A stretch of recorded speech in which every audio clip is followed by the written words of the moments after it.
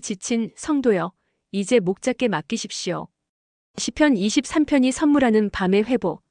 성경은 인간의 피로를 단순한 육체적 문제로 다루지 않습니다. 구약과 신약을 관통하여 하나님은 우리의 지침을 관계의 단절로 진단하십니다. 우리가 지친 이유는 잘못 살아서가 아니라 너무 오래 혼자 걸어왔기 때문입니다. 그래서 오늘 우리는 심리학의 조언이 아니라 시편 23편이라는 목자의 초대 안에서 회복의 길을 찾으려 합니다. 이 시편은 다윗이 쓴 것이지만 동시에 모든 시대에 지친 양들을 위해 하나님이 남겨주신 안식의 지도입니다. 말씀 안에서 우리 삶에 적용할 수 있는 진짜 쉼의 길을 함께 찾아보겠습니다. 오늘 하루도 치열한 세상 속에서 믿음을 지키느라 수고 많으셨습니다. 목회 현장에서 만나는 많은 분들이 이렇게 말씀하십니다. 목사님, 저는 잘못 산 것 같아요. 그런데 제가 발견한 것은 이분들이 잘못 산 것이 아니라는 사실입니다. 너무 오래, 너무 혼자 버텨왔을 뿐입니다. 직장에서는 믿음을 지키려 애쓰고, 가정에서는 평안을 유지하려 노력하고, 교회에서는 봉사를 감당하려 애씁니다. 그러다 어느 날 밤 모든 것이 무너집니다. 기도가 나오지 않습니다. 말씀을 펼쳐도 눈에 들어오지 않습니다. 예배 시간에도 마음이 공허합니다.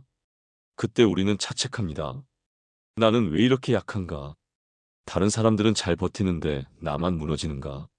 하지만 여러분, 이것은 약함이 아닙니다. 이것은 너무 오래 혼자 걸어온 사람의 정직한 신호입니다. 다윗도 그랬습니다. 어린 시절 들판에서 양을 치던 목동이었던 그는 골리앗을 무찌르고 이스라엘의 영웅이 되었습니다. 왕이 되었고 승리를 거듭했습니다. 그런데 시간이 지나면서 그의 삶은 점점 복잡해졌습니다. 사울 왕에게 쫓기며 동굴에서 숨어 지냈습니다. 아들 압살롬에게 배신당하며 왕궁을 떠나야 했습니다. 백성들에게 비난받으며 외로운 밤을 견뎌야 했습니다. 그는 수많은 밤을 혼자 버텼습니다. 그런 다윗이 어느 날 밤 이런 고백을 남깁니다. 여호와는 나의 목자시니 내게 부족함이 없으리로다. 시편 23편 1절. 이것은 강한 사람의 선언이 아닙니다. 이것은 더 이상 혼자 버틸 수 없는 사람의 깊은 의탁입니다. 왕이었던 다윗이 자신을 다시 양으로 고백하는 순간입니다. 오늘 밤 우리도 이 고백 앞으로 나아가려 합니다. 더 이상 버티지 않고 맡기는 법을 배우려 합니다. 시편 23편이 선물하는 밤의 회복 여정을 함께 걸어가시겠습니까? 첫 번째로 나눌 말씀은 부족함 없음의 진짜 의미에 관한 것입니다. 우리는 흔히 이렇게 생각합니다.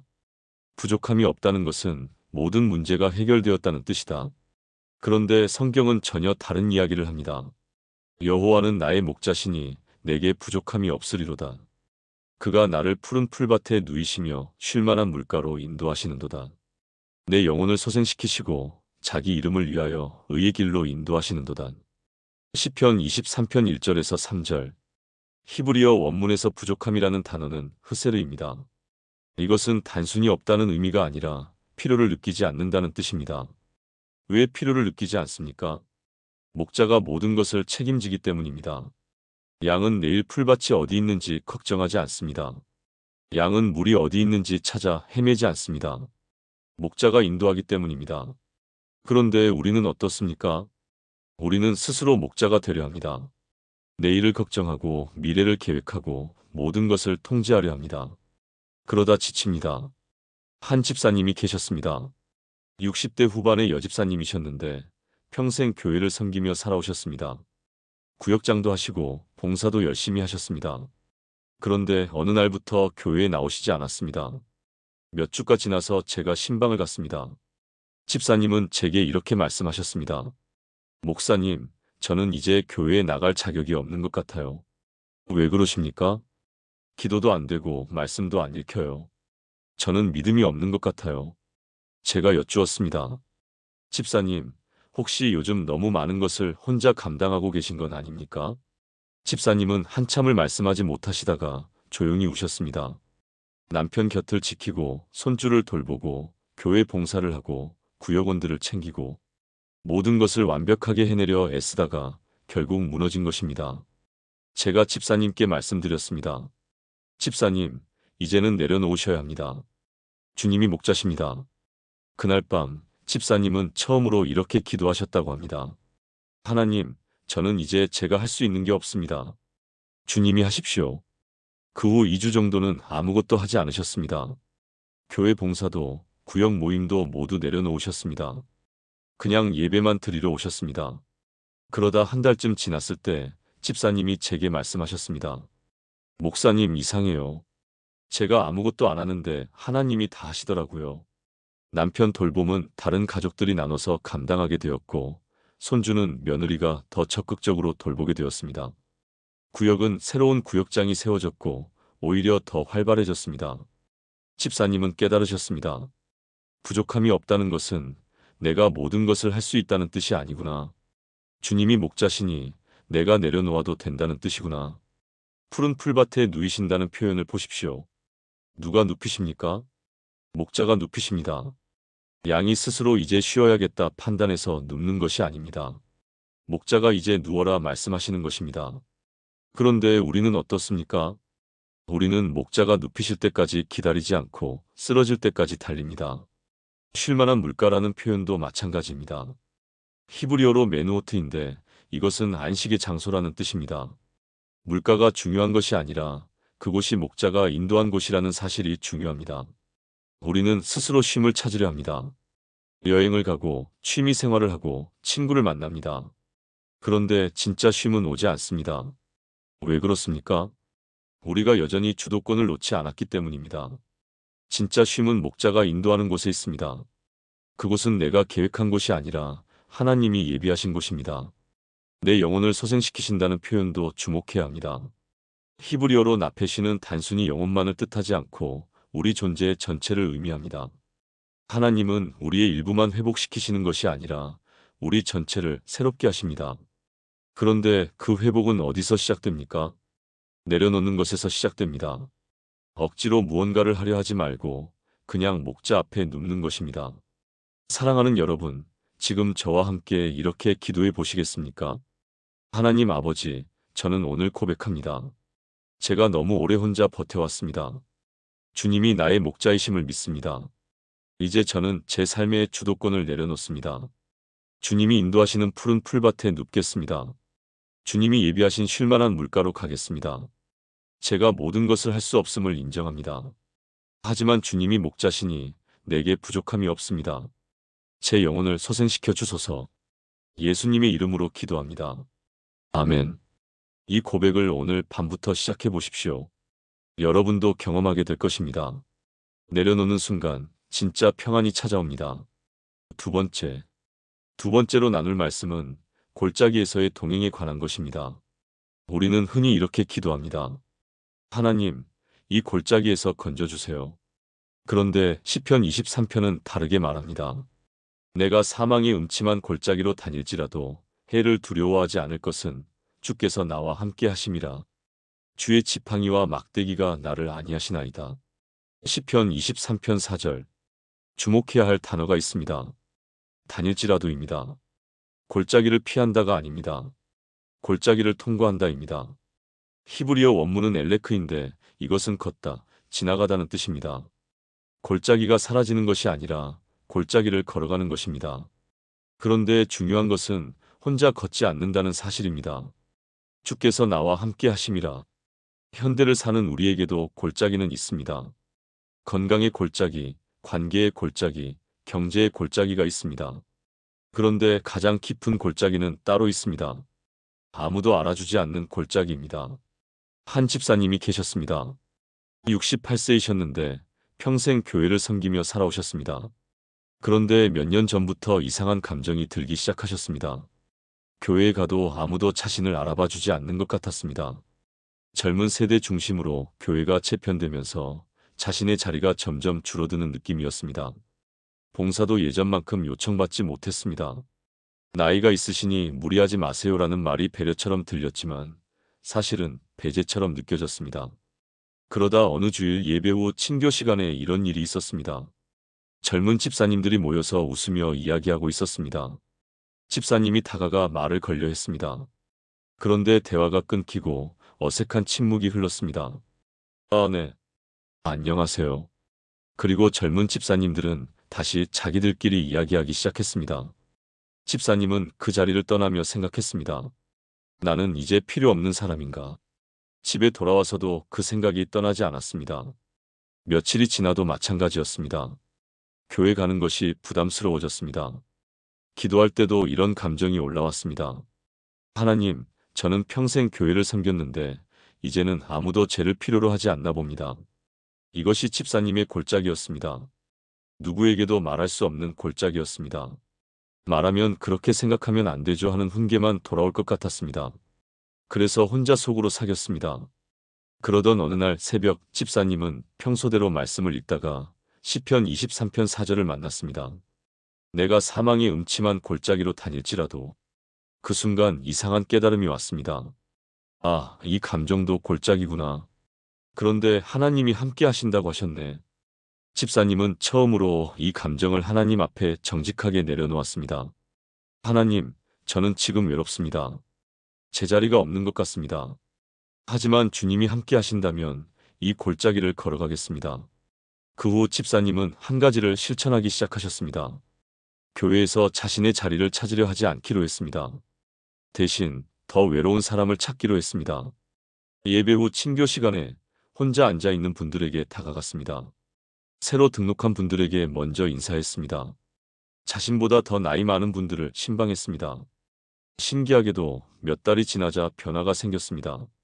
골짜기는 여전했습니다. 여전히 교회 중심에는 젊은 세대들이 있었습니다. 하지만 집사님의 마음은 달라져 있었습니다. 내가 중심이 되지 않아도 하나님이 나와 함께 하시는구나. 오히려 주변에서 작은 열매들이 보이기 시작했습니다. 집사님이 찾아간 외로운 분들이 하나둘씩 교회에 정착했습니다.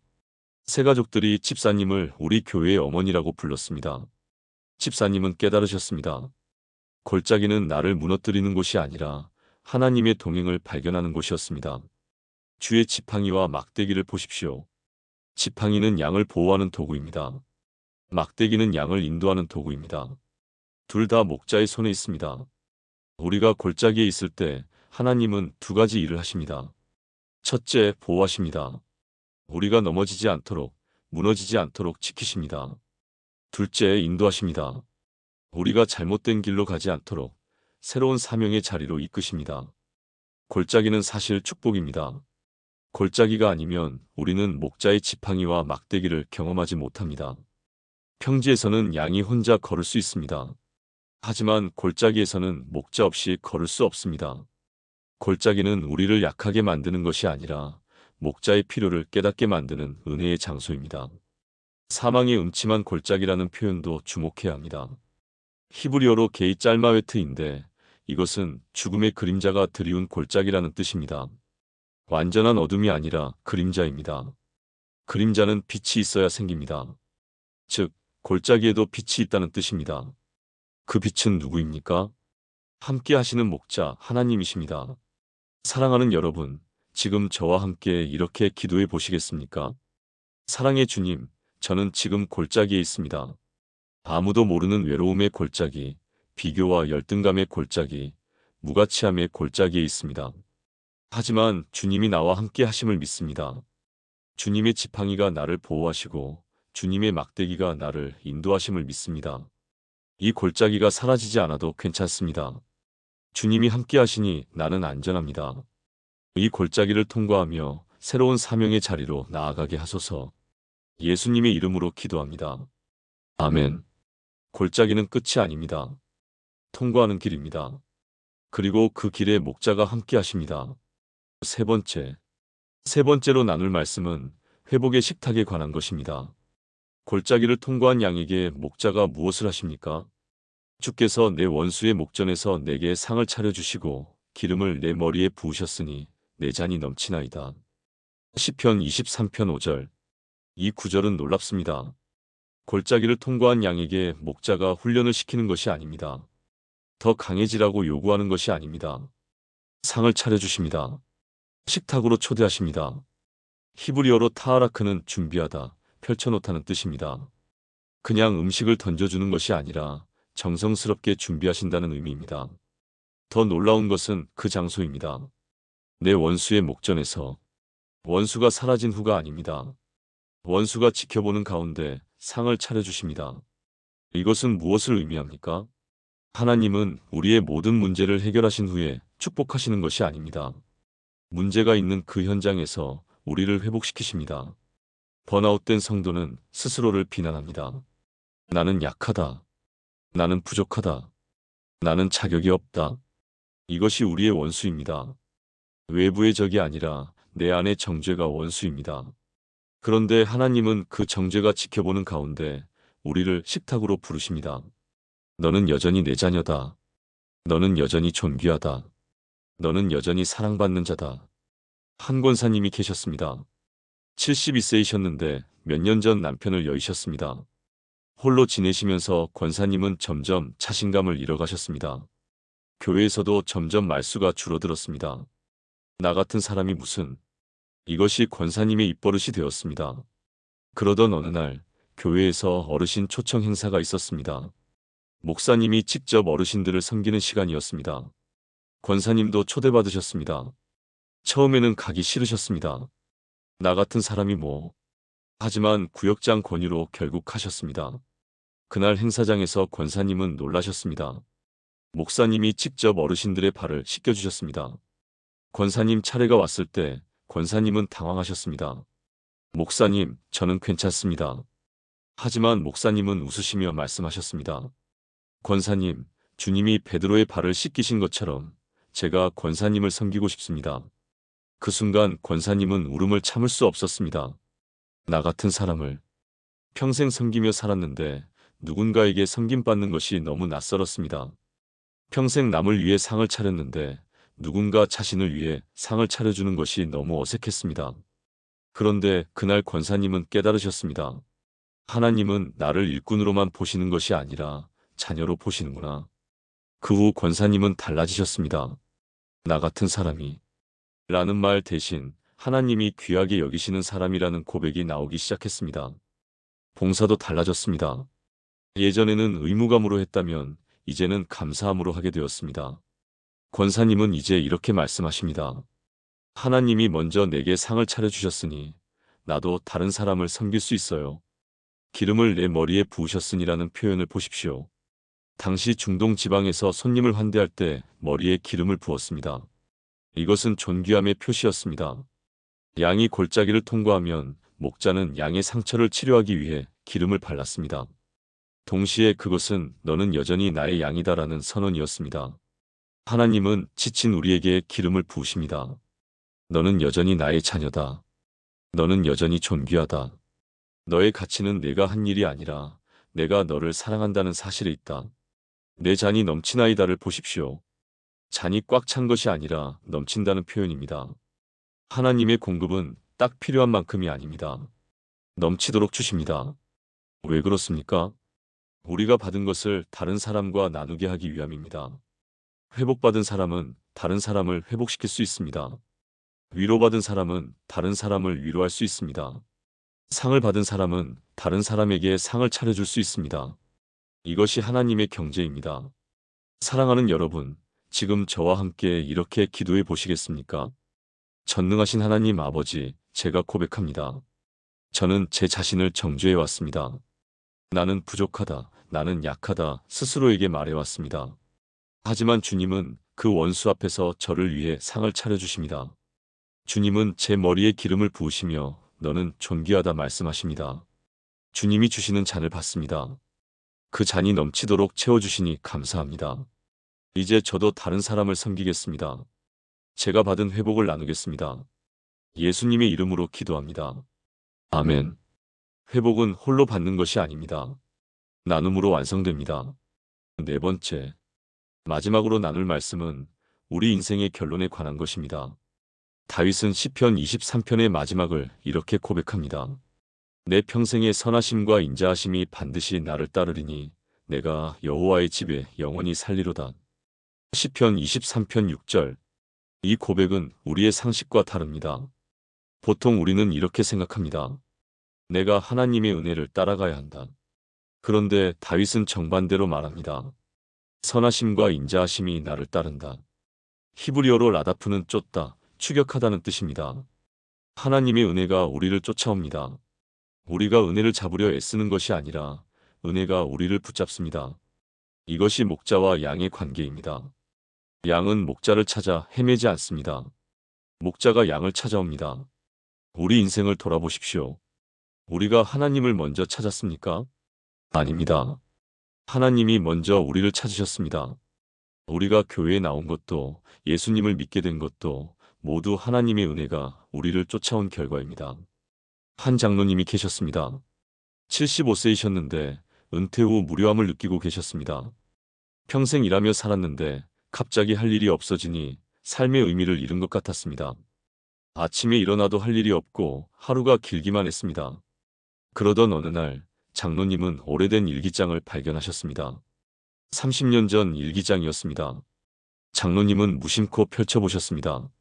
그런데 한 페이지에서 손이 멈췄습니다. 오늘 교회에 처음 나갔다. 사실 가고 싶지 않았는데 아내가 계속 권해서 갔다.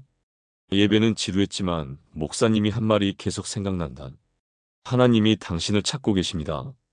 왜 하나님이 나 같은 사람을 찾으신다는 걸까? 장로님은 그 순간을 기억하셨습니다. 30년 전 그날 장로님은 정말 가기 싫었습니다. 하지만 아내의 권유를 뿌리칠 수 없어서 따라갔습니다. 그런데 그날 설교 말씀이 장로님의 마음에 들어왔습니다. 그 후 계속 교회에 나가게 되었고 1년 후 세례를 받으셨습니다. 장로가 되고 평생 교회를 섬기며 살았습니다. 장로님은 깨달으셨습니다. 내가 하나님을 찾은 것이 아니라 하나님이 나를 찾으셨구나. 30년 전 그날 아침 아내가 권유한 것도 하나님의 은혜였습니다. 교회에 가기 싫었지만 따라간 것도 하나님의 은혜였습니다. 설교 말씀이 마음에 들어온 것도 하나님의 은혜였습니다. 그 모든 것이 하나님의 선하심과 인자하심이 자신을 쫓아온 결과였습니다. 장로님은 이제 알았습니다. 은퇴했다고 해서 하나님의 은혜가 끝난 것이 아니구나. 여전히 하나님의 은혜가 나를 쫓아오고 있구나. 그 후 장로님은 새로운 사명을 발견하셨습니다. 요양원을 방문하여 어르신들에게 복음을 전하기 시작하셨습니다. 자신이 받은 은혜를 나누기 시작하셨습니다. 장로님은 이제 이렇게 말씀하십니다. 내 평생에 하나님의 은혜가 나를 쫓아왔고 앞으로도 쫓아올 것입니다. 내가 여호와의 집에 영원히 살리로다를 보십시오. 이것은 단순히 천국을 의미하는 것이 아닙니다. 물론 천국도 포함되지만 더 깊은 의미가 있습니다. 살다로 번역된 히브리어 야샤브는 거하다, 머물다는 뜻입니다. 이것은 임시로 머무는 것이 아니라 영구적으로 거하는 것을 의미합니다. 우리의 최종 목적지는 어디입니까? 더 높은 자리가 아닙니다. 더 많은 성공이 아닙니다. 여호와의 집입니다. 하나님이 계신 곳입니다. 그곳에서 영원히 거하는 것입니다. 경쟁의 끝이 또 다른 경쟁이 아닙니다. 경쟁의 끝은 안식입니다. 머물 수 있는 집입니다. 지친 성도 여러분, 우리는 집으로 가고 있습니다. 잠시 골짜기를 통과할 뿐입니다. 잠시 원수의 목전을 지날 뿐입니다. 우리의 최종 목적지는 여호와의 집입니다. 그곳에서 우리는 영원히 쉴 것입니다. 사랑하는 여러분, 지금 저와 함께 이렇게 기도해 보시겠습니까? 사랑하는 하나님 아버지, 제가 고백합니다. 제 평생에 주님의 선하심과 인자하심이 저를 쫓아왔습니다. 제가 주님을 찾은 것이 아니라 주님이 저를 찾으셨습니다. 오늘도 주님의 은혜가 저를 인도하심을 믿습니다. 앞으로도 주님의 은혜가 저를 쫓아올 것을 믿습니다. 제 최종 목적지는 주님이 계신 곳입니다. 여호와의 집에서 영원히 거하기를 소원합니다. 오늘 밤도 주님의 품에서 쉬게 하소서. 예수님의 이름으로 기도합니다. 아멘. 우리는 집으로 가고 있습니다. 목자가 인도하시는 그 집으로. 지금까지 나눈 4가지 말씀을 하나의 기도로 드리겠습니다. 함께 기도하시겠습니까? 전능하신 하나님 아버지, 오늘 이 밤 주신 시편 23편의 놀라운 약속들을 감사드립니다. 주님이 나의 목자이시니 내게 부족함이 없음을 고백합니다. 제가 더 이상 혼자 버티지 않고 주님께 맡기는 법을 배웠습니다. 주님이 저를 푸른 풀밭에 누이시고 쉴만한 물가로 인도하심을 믿습니다. 사망의 음침한 골짜기를 다닐지라도 주님이 함께 하심을 고백합니다. 외로움의 골짜기, 비교의 골짜기, 무가치함의 골짜기에서도 주님이 동행하셨습니다. 주님의 지팡이가 저를 보호하시고 주님의 막대기가 저를 새로운 사명의 자리로 인도하셨습니다. 원수의 목전에서 저를 위해 상을 차려주시고 제 머리에 기름을 부으셨습니다. 너는 여전히 나의 자녀다. 너는 여전히 존귀하다 말씀하시는 주님을 찬양합니다. 제 잔을 넘치도록 채워주시니 이제 저도 다른 사람을 섬기겠습니다. 제 평생의 주님의 선하심과 인자하심이 저를 따름을 믿습니다. 제가 주님을 찾은 것이 아니라 주님이 저를 찾으셨습니다. 오늘도 내일도 평생토록 주님의 은혜가 저를 쫓아올 것을 믿습니다. 제 최종 목적지는 여호와의 집입니다. 그곳에서 영원히 거하기를 소원합니다. 오늘 밤 저는 더 이상 버티지 않겠습니다. 저를 인도하시는 목자께 맡기고 잠들겠습니다. 주님이 나의 목자이시니 내게 부족함이 없습니다. 살아계신 예수 그리스도의 이름으로 기도합니다. 아멘.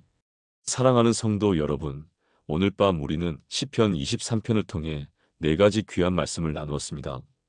첫째, 부족함 없음의 진짜 의미를 배웠습니다. 그것은 모든 문제가 해결된 상태가 아니라 삶의 주도권을 목자께 맡긴 상태입니다. 둘째, 골짜기에서의 동행을 발견했습니다. 골짜기가 사라지는 것이 아니라 골짜기에서 목자의 동행을 경험하는 것이 회복입니다. 셋째, 회복의 식탁으로 초대받았습니다. 하나님은 지친 우리를 훈련장이 아니라 식탁으로 부르시며 너는 여전히 존귀하다 말씀하십니다. 넷째, 은혜를 따르는 인생을 깨달았습니다. 우리가 은혜를 쫓는 것이 아니라 은혜가 우리를 쫓아오며 우리의 최종 목적지는 여호와의 집입니다. 오늘 밤 이 말씀을 붙잡고 주무시기 바랍니다. 더 이상 버티려 하지 마십시오. 목자께 맡기십시오.